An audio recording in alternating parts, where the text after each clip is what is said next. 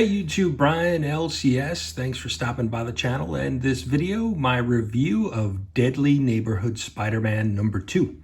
So we're going to jump in. There's going to be spoilers here, so if you haven't read this or don't want to be spoiled, please come back after you've read the book. So here is the creative team.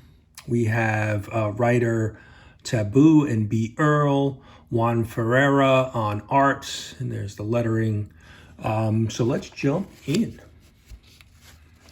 So we start off with a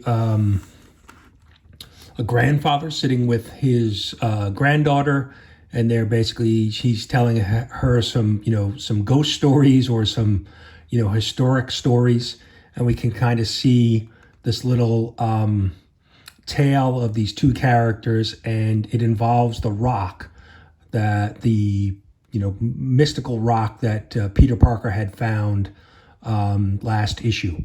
And so we get a little bit more backstory on the rock and some of its powers. And then we cut to where we left off from last issue. Spider-Man is in the lab with his lab partner, and he's dealing with Demon Bear. But we see that, the Demon Bear is not looking to really hurt Spider-Man.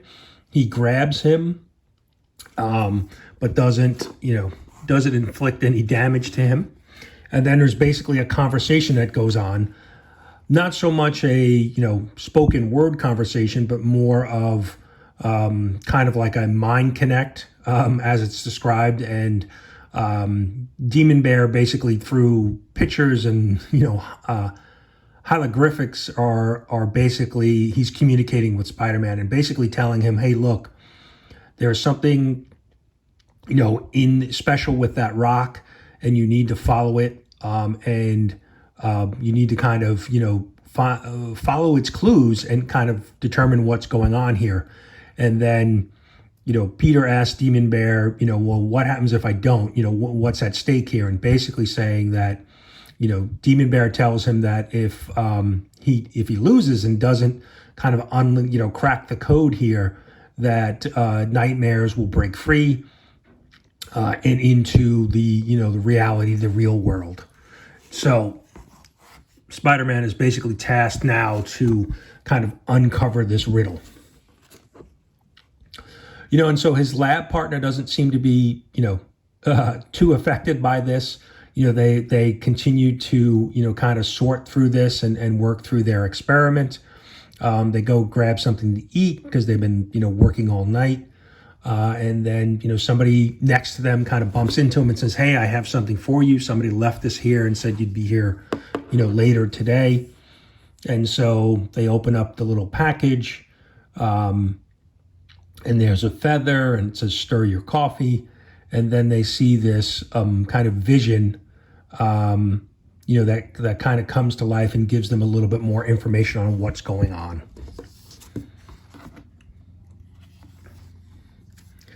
And we kind of see, Peter in this kind of, dream state, not, non-reality. And then, things can kind of snap back to normal. So, and he's basically explaining to her what, Demon Bear had said to him and what he needs to do. And then, so they're back at their apartment, and they're still trying to work through some of the experiment, and they're tired because they've been pulling, all-nighters and really working pretty hard on this research. So, they both fall asleep.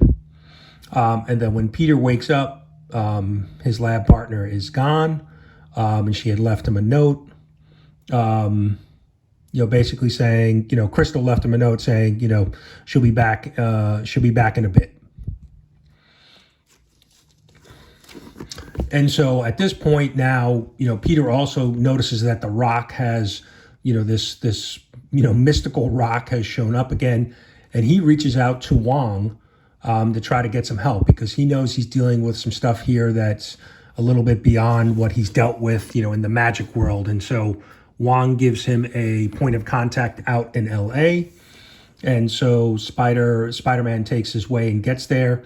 and he realizes, it's not Wong, it's somebody else. And it's actually the artist that he got introduced to in issue 1 from his friend Robbie.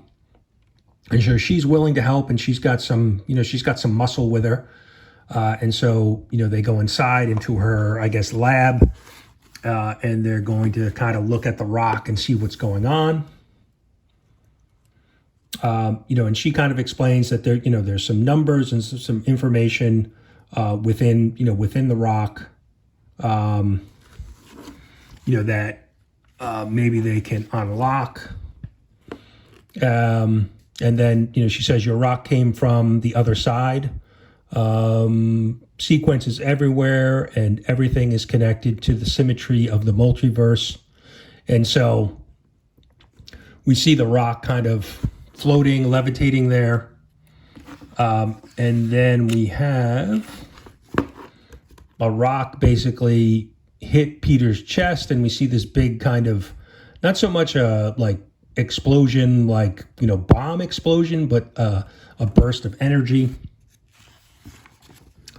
Then Peter is trying to deal with this, and now, the artist got knocked out, and so her goons there are kind of, obviously upset with Spider-Man. He thought, they thought he hurt her, and so kind of a little battle ensues, and he basically gets knocked out.